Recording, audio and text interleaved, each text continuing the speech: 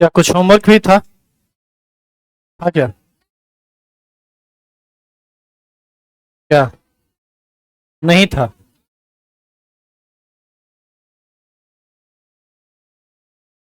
नाम क्या C2H4 था? एक था C2H4 और एक था C2H2। इसका स्ट्रक्चर बनेगा ऐसा,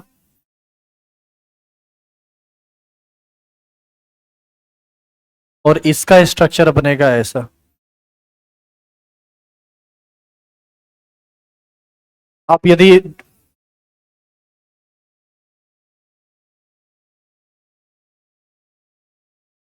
यदि चाहें तो डिटेल में इसको बना सकते हैं घर पे, और हमारी जरूरत इसमें अब नहीं पड़नी चाहिए, क्योंकि बॉन्ड यदि बता दिया जाए तो उसका जो शेयरिंग है कितना करेगा नहीं करेगा वो सब आपको समझ में आ जाना चाहिए।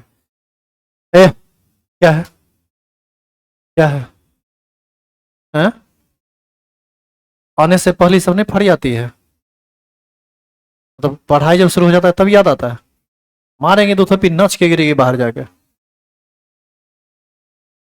पढ़ाई स्टार्ट है, बात कर रहे हैं।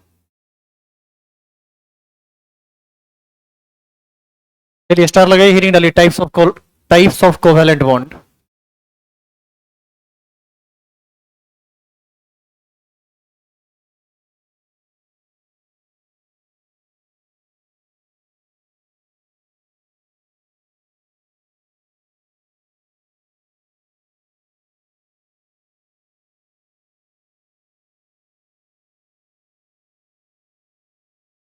लिखेंगे there are two types of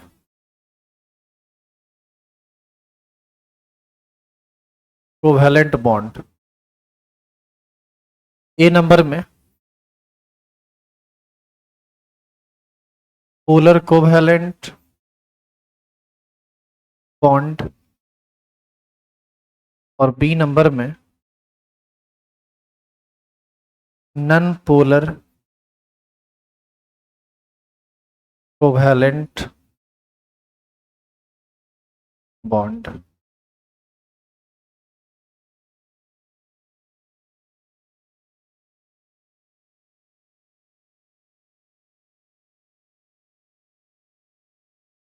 चलिए ए नंबर ही नहीं डालिए तो पोलर कोवेलेंट बॉन्ड।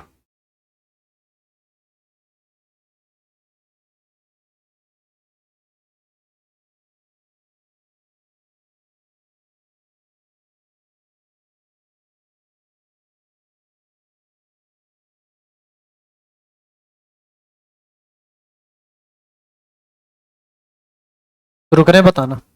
पहले आप इसको समझ लीजिए, यही आपका एक नंबर हेडिंग है, इसी के बारे में हम लोग पहले पढ़ेंगे।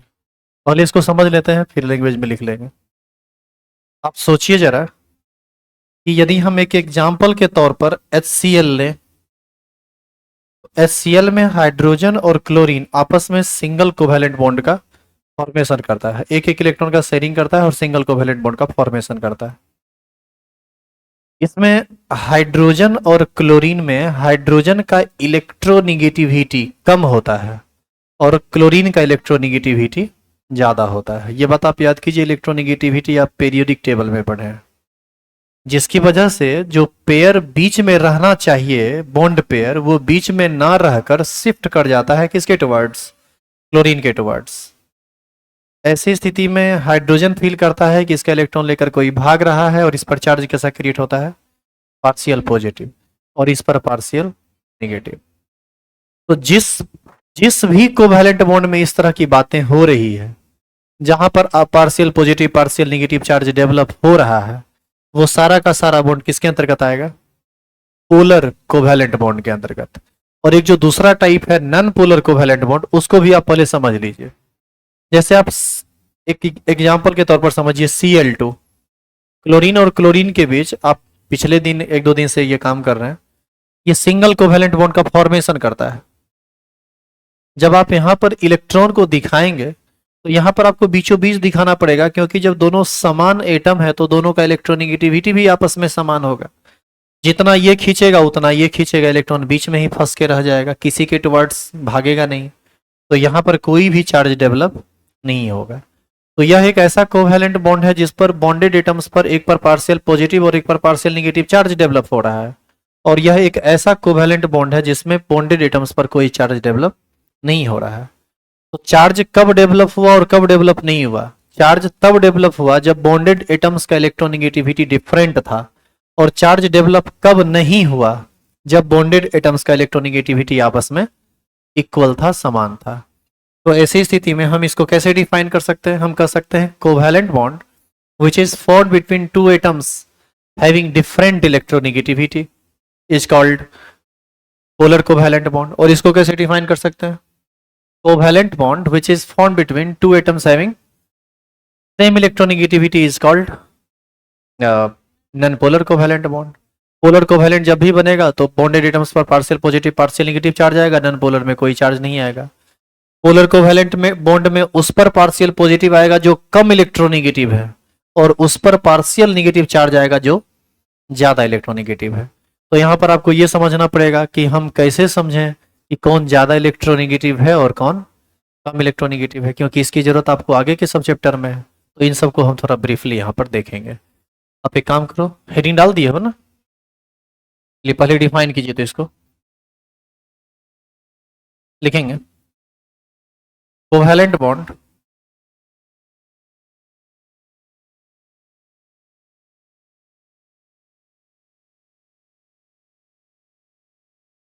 Covalent bond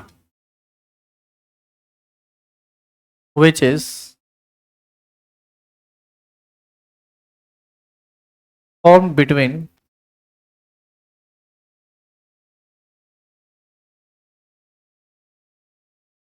two atoms having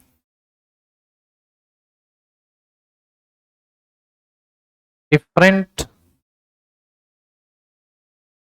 electronegativity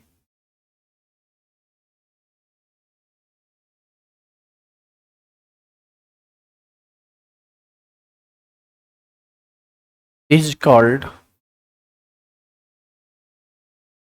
polar covalent bond। Example के तौर पर आप HCl को आराम से लिख सकते हैं। एक ही एग्जाम्पल देके छोड़ना नहीं है। इसका अगला एग्जाम्पल हम लोग लिखेंगे H2O। वाटर भी एक पोलर कोवैलेंट बॉन्ड रखता है।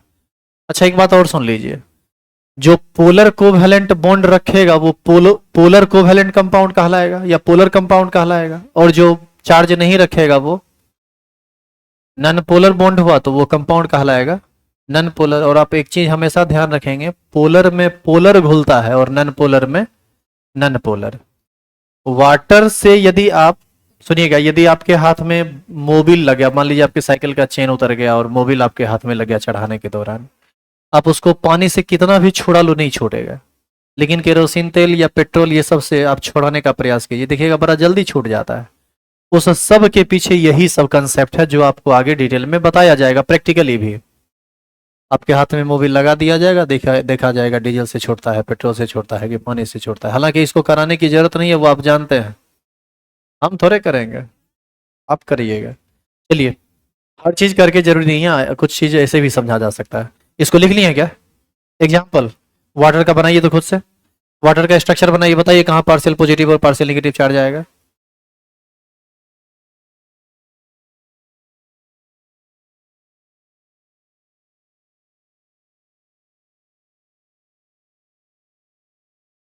वाटर में हाइड्रोजन और ऑक्सीजन के बीच कैसा बॉन्ड बनता है? Single bond. हाइड्रोजन और ऑक्सीजन में ज्यादा इलेक्ट्रोनेगेटिव होता है ऑक्सीजन, तो इस बॉन्ड में जो 2 इलेक्ट्रॉन है वो शिफ्ट कर जाएगा ऑक्सीजन की तरफ, और इस बॉन्ड में जो 2 इलेक्ट्रॉन है वो दोनों भी शिफ्ट कर जाएगा किसके तरफ? ऑक्सीजन की तरफ। तो इस बॉन्ड के कारण इस पर पार्शियल नेगेटिव और इस पर पार्शियल पॉजिटिव, और इस बॉन्ड के कारण भी हाइड्रोजन पर पार्शियल पॉजिटिव और इस पर पार्शियल नेगेटिव।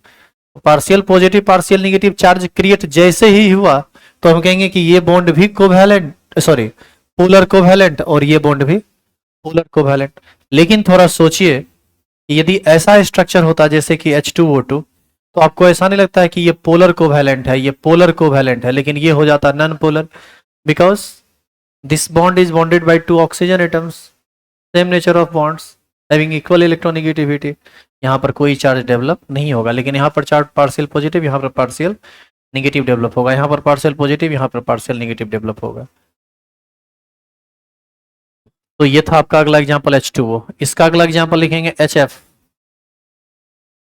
Hydrogen fluoride. इसमें भी हाइड्रोजन और फ्लोरीन के बीच सिंगल बॉन्ड बनता है, फ्लोरीन पर पार्शियल पॉजिटिव और हाइड्रोजन पर पार्शियल पॉजिटिव चार्ज आएगा, इलेक्ट्रॉन दोनों शिफ्ट कर जाता है फ्लोरीन की तरफ। और इसके बाद आप दूसरा नंबर बी नंबर हेडिंग डालेंगे,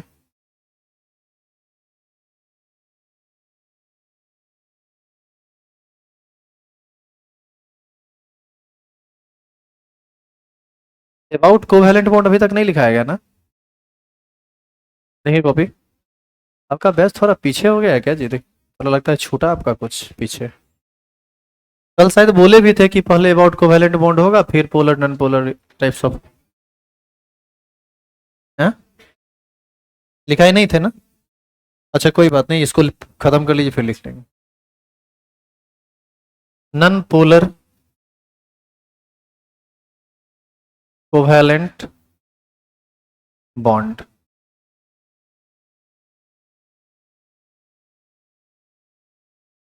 सेम उसी तरह से डिफाइन कीजिए, खाली जहां पर आप डिफरेंट इलेक्ट्रोनेगेटिविटी लिखे वहां क्या लिखेंगे? Same electronegativity. मतलब ये देखिए, इधर इधर देखिए, covalent bond which is formed between two atoms having, यहां डिफरेंट था वहां, अब क्या लिखेंगे? Same electronegativity is called non polar covalent bond. उसी डेफिनेशन को देखकर लिखिए खुद से।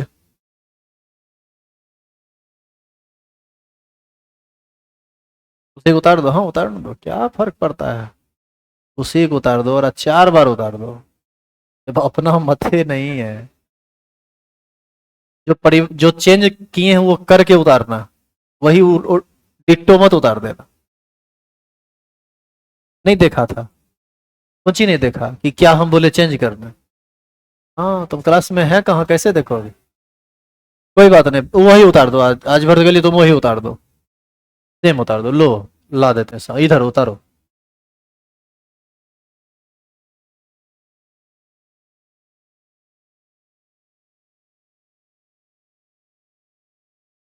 लेकिन घर से बहुत प्रेशर है तुमको पढ़ाई लिखाई का, नहीं रे? हैं? कौन चीज? हाँ वही बड़ा मजबूरी है भाई, पढ़ना पड़ता है, क्या करें।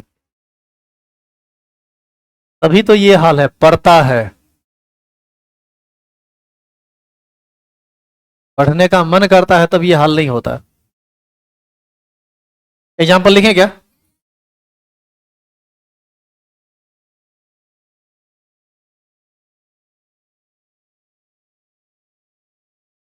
लिखिए एग्जाम्पल, Cl2, क्लोरीन और क्लोरीन के बीच सिंगल बॉन्ड बनेगा, इलेक्ट्रॉन बीच में फंसा हुआ रहेगा, यहां ये हो जाएगा जीरो, ये हो जाएगा जीरो। H2, हाइड्रोजन हाइड्रोजन के बीच सिंगल बॉन्ड बनेगा, यहां भी जीरो चार्ज, यहां भी जीरो चार्ज, इलेक्ट्रॉन बीच में रहेगा। F2,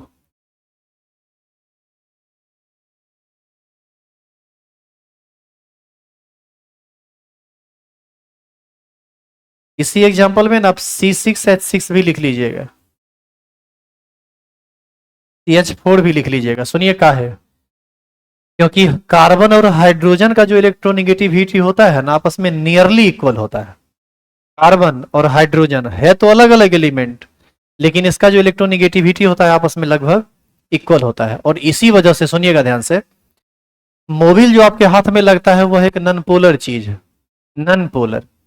नन पोलर में नन पोलर घुलता है और पोलर में पोलर घुलता है। आप पानी में नमक डालिए तुरंत घुल जाएगा, क्योंकि पानी पर चार्ज आया है, पार्शियल पॉजिटिव पार्शियल नेगेटिव। नमक भी Na+ और NaCl पॉजिटिव और निगेटिव आयन से बनता है, लेकिन आप उसी पानी में, सॉरी इसी नमक को आप डलडा में घुलाइए, सरसों तेल में घुलाइए, ये सब ऑर्गेनिक सब्सटेंस है जो कार्बन हाइड्रोजन से बना होता है। कार्बन हाइड्रोजन से बना हुआ कंपाउंड नन पोलर होता है। नन पोलर में कभी भी पोलर घुलेगा नहीं। लाइक डिजॉल्व लाइक, ऐसा कुछ आप पढ़े होंगे इससे पहले भी। सेम नेचर का सब्सटेंस सेम नेचर के सब्सटेंस को घुलाता है। तो आप सरसों के तेल में, डालडा में, फॉर्च्यून जो आता है वो सब, वो रिफाइन वगैरह जो आता है उसमें, आप चीनी नमक को घुलाने का प्रयास कीजिए, लाख छटपटा के रह जाएगा, घुलेगा नहीं।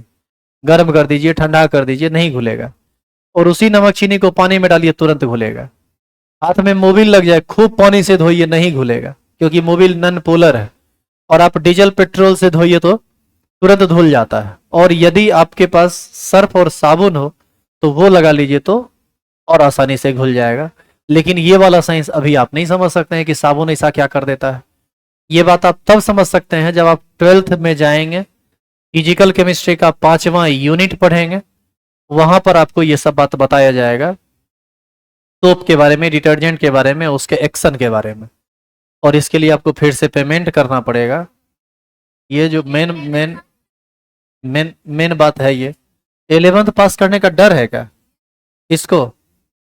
किस बोर्ड से हैं? यदि आप बिहार बोर्ड में हैं तो आप 11th पास हैं, कोई दिक्कत नहीं है। एग्जाम हॉल में जाना, लिखना मेरा नाम फलना कुमार है, किलना जगह से हम आए हैं, रोल नंबर मेरा ढिमका है, और हम आ गए हैं। कॉपी जमा कर देना। और एक जरूरी काम कर लेना, साइन कर देना जो कागज वो देगा तुमको। तुमको फेल नहीं करेगा और नंबर भी नहीं देगा। पता है क्यों? कॉपी चेक ही नहीं होता है। कॉपी चेक नहीं होता है, खाली बस अटेंडेंस सीट पर तुम्हारा सिग्नेचर यदि करना नहीं आता है, अंगूठा मार देना। मान लो सिग्नेचर नहीं सीखा, पास फेल करने का झंझट 12th में, 11th में कोई झंझट नहीं है। समझ रहे हैं आप? हालांकि इस बार का नहीं कर सकते हैं। के पाठक नाम तो सुना होगा, पकड़ के पागल किए हुए शिक्षा विभाग को। तो इस बार क्या होगा नहीं होगा ये तो नहीं कर सकते, लेकिन अभी तक का जो विभाग था कुछ ऐसे ही काम करता था जिसे बता रहे हैं। देखिए, एक दूसरी बात, जब तक आप एग्जाम पास होने के लिए पढ़ते रहेंगे ना, तब तक आप पढ़ ढंग से नहीं पाएंगे। एग्जाम पास होने के लिए नहीं, पढ़ाई में इंटरेस्ट लीजिए, कुछ सीखने के लिए पढ़ाई कीजिए। एग्जाम तो ऐसे ही पास हो जाता है आदमी, सीख जाइए तो एग्जाम पास हो गए। सीखने में इंटरेस्ट आपका होना चाहिए। हो गया ये? चलो अब हम आपको ये समझाते हैं कि इलेक्ट्रोनिगेटिविटी में अंतर का कैसे पता चले। आप याद कीजिए, पीरियोडिक टेबल में इलेक्ट्रोनिगेटिविटी पढ़े थे ना, आपको बताया गया था कि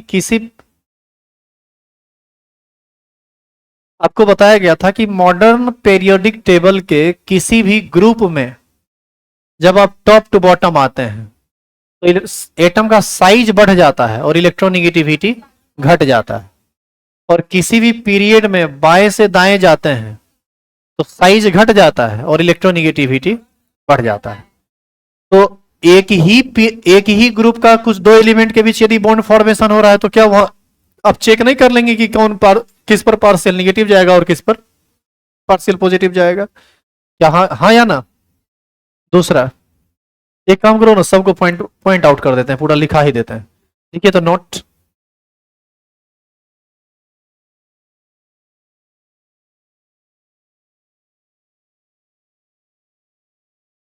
इसमें दो चार गो बात लिखेंगे। सबसे पहला बात लिखिए, लिखेंगे in modern periodic table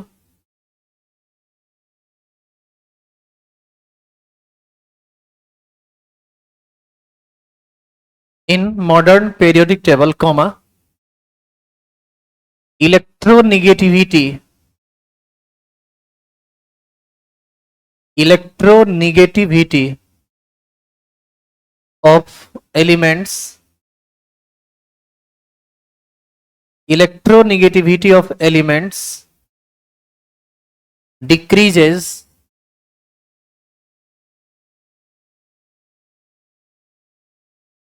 decreases from decreases from top to bottom in a period, oh sorry, in a group, and increases and increases from left to right in a period। ठीक है, बाएं से दाएं जाएंगे तो बढ़ेगा और ऊपर से नीचे आएंगे तो घटेगा, ध्यान रहेगा। पहला चीज ये। दूसरा चीज सुनो, हाइड्रोजन एक ऐसा एलिमेंट है ना जो आपको बहुत दर्शन देगा कंपाउंड में, देखिएगा मैक्सिमम कंपाउंड में हाइड्रोजन लगा हुआ रहता है। तो हाइड्रोजन का इलेक्ट्रोनिगेटिविटी के बारे में आप जान लो, जितना भी मेटल है उस सब मेटल से हाइड्रोजन का इलेक्ट्रोनिगेटिविटी ज्यादा होता है, और जितना भी नन मेटल है उससे इसका इलेक्ट्रोनिगेटिविटी कम होता है। तो हम लोग कह सकते हैं कि electronegativity of hydrogen is less than the electronegativity of all metal atoms. और अगला पॉइंट जो तीसरा पॉइंट होगा उसमें लिखेंगे electronegativity of hydrogen is greater. उल्टा बोल दिए क्या? एक काम करो, सीधा लिख लो। अब लिखो 2 नंबर में लिखेंगे electronegativity of hydrogen atom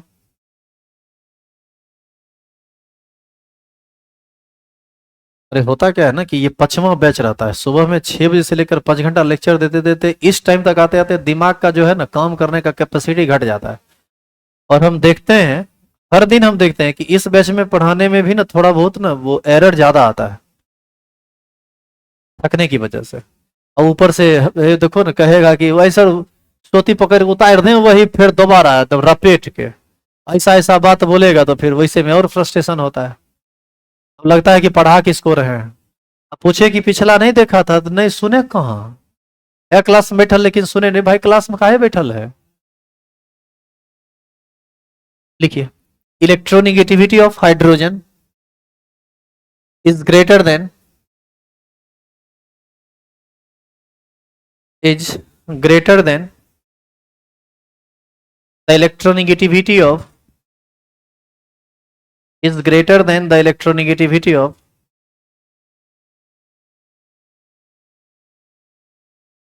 all metal atoms, all the metal atoms, all the metal atoms। ऐसे दिल का बड़ा साफ है, बहुत अंदर से सीधा भी है। अरे बस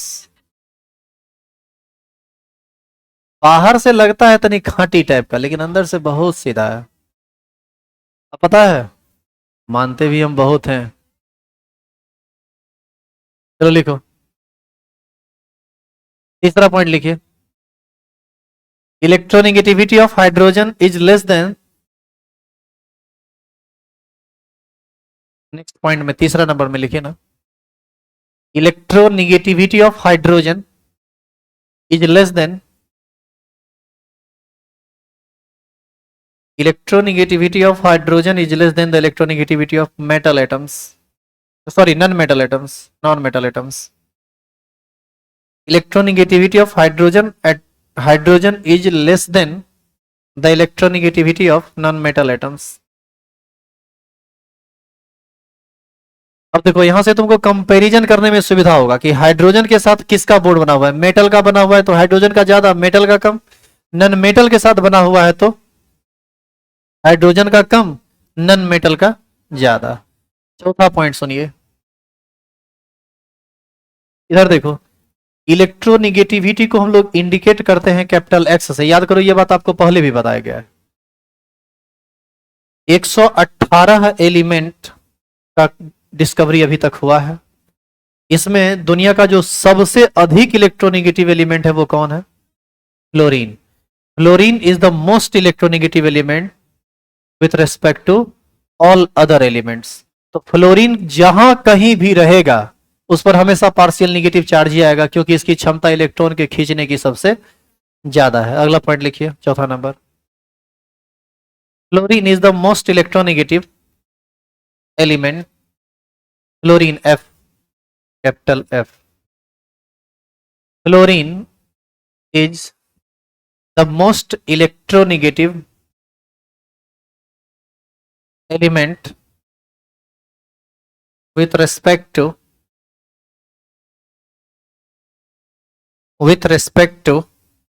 all other elements. Fluorine is the most electronegative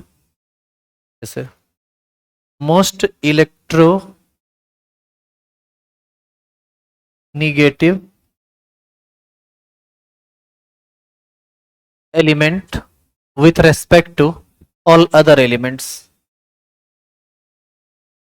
ये जो भी लिखा रहा है इसको तुम ध्यान रखना, तो इसका बड़ा जरूरत पड़ेगा। सबसे ज्यादा इलेक्ट्रोनेगेटिव कौन? फ्लोरीन। इसको हम पढ़ेंगे इलेक्ट्रोनेगेटिविटी ऑफ फ्लोरीन।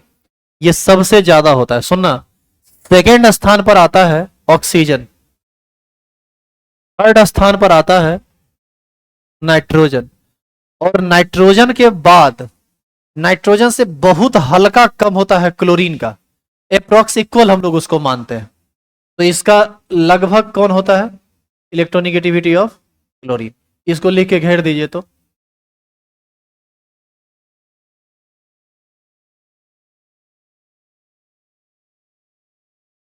सबसे ज्यादा इलेक्ट्रोनेगेटिव होगा फ्लोरीन, दूसरे स्थान पर ऑक्सीजन, तीसरे स्थान पर नाइट्रोजन।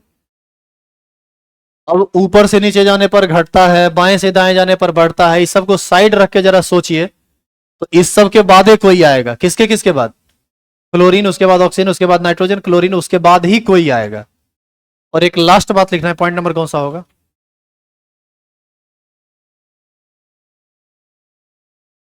देखो, वैसे तो नॉन मेटल का इलेक्ट्रोनेगेटिविटी हाइड्रोजन से ज्यादा होता है, लेकिन कार्बन और हाइड्रोजन का इलेक्ट्रोनेगेटिविटी जो होता है ना, वो अप्रॉक्स इक्वल होता है।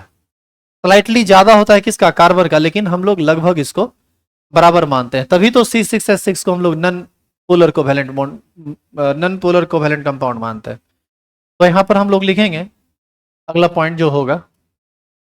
ठीक है, तो electronegativity of carbon and hydrogen atoms are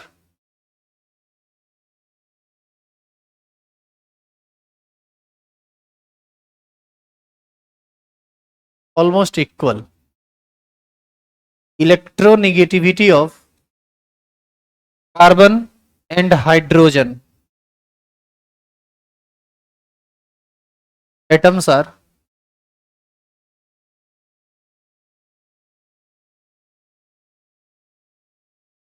approx equal और ऑलमोस्ट इक्वल लिख लीजिए, लगभग बराबर होता है। अब ये सब चीज आपको हेल्प करेगा दो एटम्स के बीच इलेक्ट्रोनेगेटिविटी का रिलेटिवली कंपैरिजन करने में, कि किसका ज्यादा होता है और किसका कम होता है। क्या यहां तक कोई परेशानी है? चलिए हेडिंग डालिए तो कोवैलेंसी।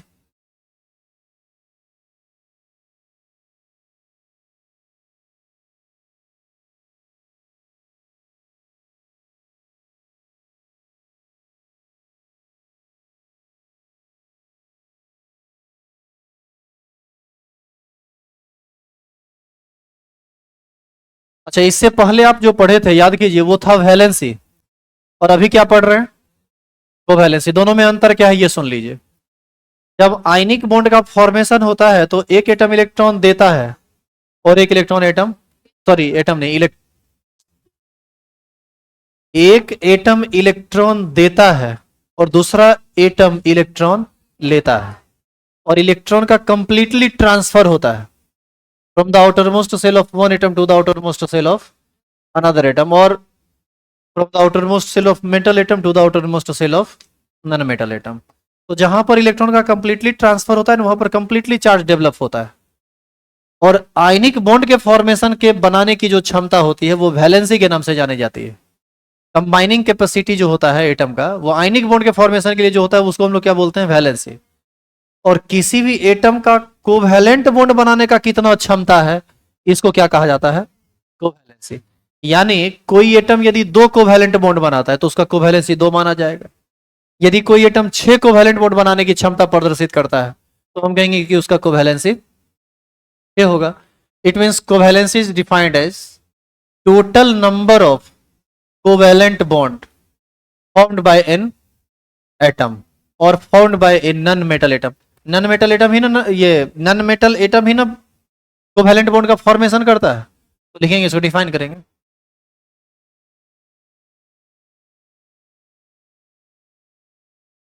लिखेंगे टोटल नंबर ऑफ, डिफाइन कीजिए, total number of covalent bond,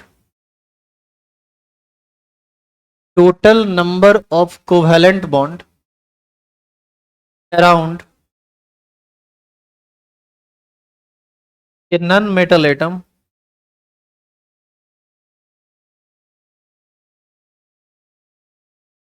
is called covalency, is called covalency।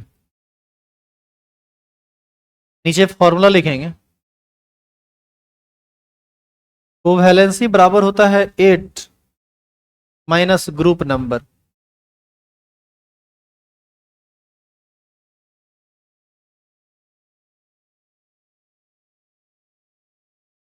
लेकिन ये फॉर्मूला वैलिड है 4A group, 5A group, 6A group and 7A group.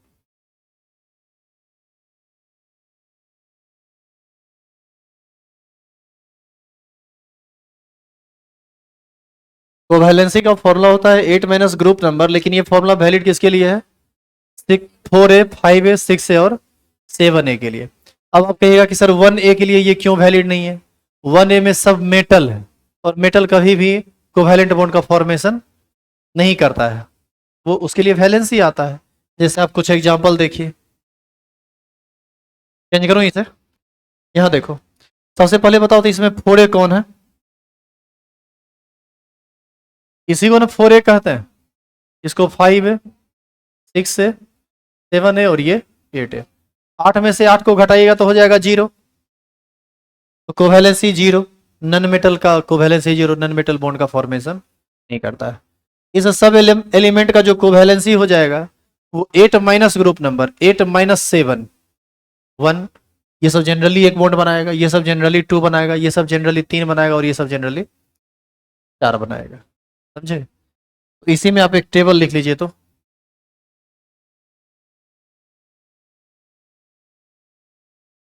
तेरी सब डिलीट हो गया क्या जी? इसको लिख लीजिए तो। और हमारे ख्याल से इसमें समझाना हम नहीं पड़ेगा हमको। कार्बन किस ग्रुप का है? 4A ग्रुप का। ग्रुप 8 माइनस ग्रुप नंबर करेंगे तो 8 माइनस ग्रुप नंबर 4, कोवैलेंसी हो जाएगा 4।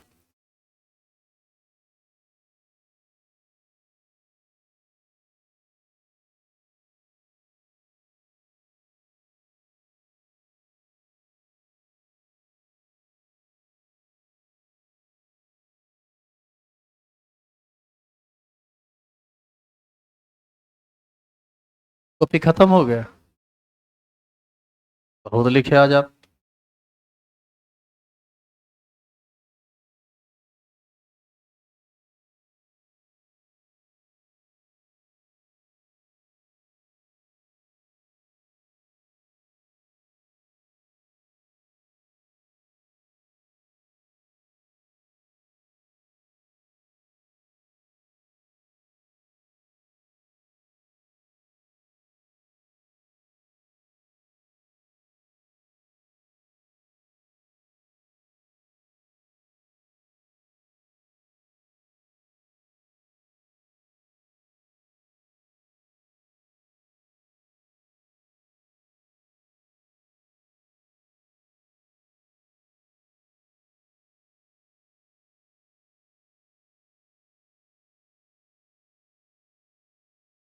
अभी जो चीज आप पढ़ना शुरू किए हैं ना, इसी चीज का जरूरत अभी 12th के बैच में हो रहा है।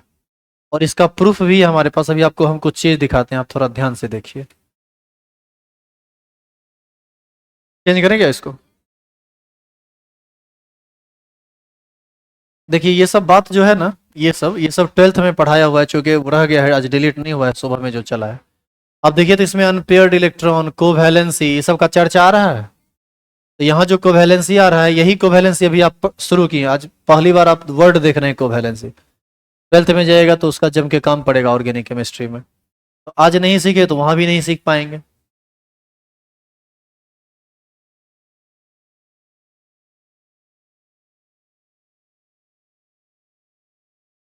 हो गया, लिख लिए? लिखिए तो फिर से नोट। अभी 5 मिनट पढ़ाएंगे, स्थिर से पढ़िए। देखो नोट लिखिए तो जनरली, नोट में लिखेंगे generally covalency of an atom, generally comma covalency of an atom is equal to, generally covalency of an atom is equal to the total number of, is equal to the total number of, the total number of unpaired electron, the total number of unpaired electron present in the S and P orbitals of outermost shell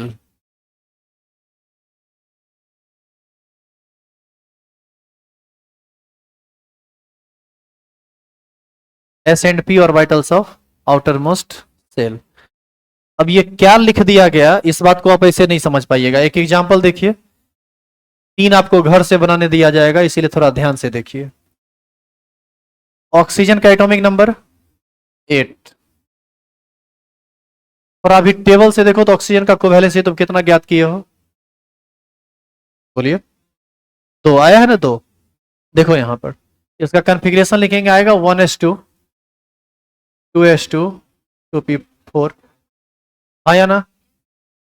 और करके इसका configuration लिखेंगे तो ये आएगा helium 2s2 2p4। आप याद कीजिए, s में एक ऑर्बिटल होता है इसलिए s में एक डब्बा बनता है, p में 3 ऑर्बिटल होता है इसलिए p में 3 डब्बा बनता है, d में 5 ऑर्बिटल होता है तो d में 5 डब्बा बनता है। लेकिन यहां तो d है नहीं, तो उसको बनाने की कोई जरूरत नहीं है। खड़ी हो तो तुम अब बीच बीच से खड़ा कर करके सबको पूछेंगे। चलो खड़ी हो, सो रही है आगे में बैठ कर। इसमें कितना इलेक्ट्रॉन भरेगा? कैसे कैसे कैसे? एक ऊपर एक नीचे, अपोजिट स्पिन में। तुम बताओ रे, तुम कैसे कैसे इलेक्ट्रॉन भरे? बैठ जाइए। कैसे भरता है इलेक्ट्रॉन ऑर्बिटल में? अब बीच बीच से जितना पीछे पढ़ा है, अब जरूरत हमको पड़ेगा, जरूरत पड़ेगा तो बीच बीच से खड़ा कर करके पूछेंगे, नहीं बताने पर पीटेंगे। समझ गए? क्या कि ऐसे आपका ध्यान ही एक्टिव नहीं रहता है क्लास में। आपका ध्यान है रील्स बनाने पर, रील्स देखने पर। घर जाएंगे तो ये करेंगे वो करेंगे, पढ़ाई छोड़कर। जो भी बात होगा वो सब पढ़ाई छोड़कर। आप याद कीजिए, बैठ जाइए। इलेक्ट्रॉन को बताया गया था ना कि डीजेनरेट ऑर्बिटल में इलेक्ट्रॉन पहले एक एक करके भरता है, बाद में फिर पेयरिंग करता है। याद करो, इसमें हुंड्स रूल और पॉली एक्सक्लूजन प्रिंसिपल यूज होता है। इलेक्ट्रॉनिक कन्फिग्रेशन में आपको बताया गया था, जो 5-6 लेक्चर हुआ था उसमें।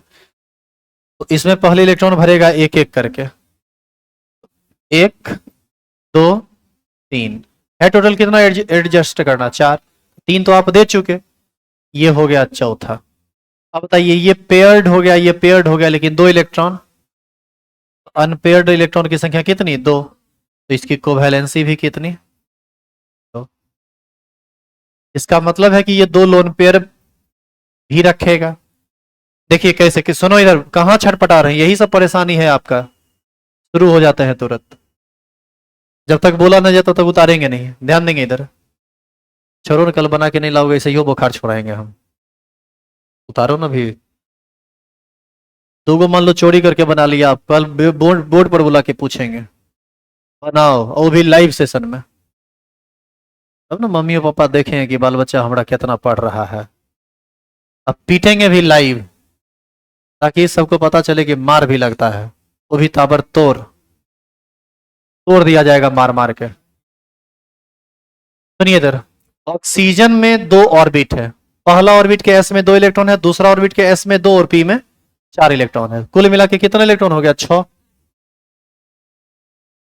4 2 6। बाहरी कक्षा में मतलब बाहरी ऑर्बिट में आउटर मोस्ट सेल में कितना इलेक्ट्रॉन हुआ? 6। तो ऑक्टेट पूरा करने के लिए तो इसको ऐसे भी दो इलेक्ट्रॉन चाहिए, 6 है, 2 चाहिए। अब आप देखिए कि आउटर मोस्ट सेल के एस में और पी में, एस में तो कोई अनपेयर्ड इलेक्ट्रॉन नहीं है, लेकिन पी में अनपेयर्ड इलेक्ट्रॉन की संख्या 2 है। अभी जो आप नोट में स्टेटमेंट लिखे हैं उसमें आप लिखे हैं generally covalency of an atom is equal to total number of unpaired electron present in the s and p orbitals of outermost shell. यहां पर आउटर मोस्ट सेल के s में तो कोई इलेक्ट्रॉन अनपेयर्ड नहीं है, लेकिन p में कितना इलेक्ट्रॉन अनपेयर्ड है? 2। यदि s में भी अनपेयर्ड रहता तो टोटल जोड़ के लिखते, मान लो 4 यदि आता अनपेयर्ड तो 4, तो कोवैलेंसी कितनी हो जाती?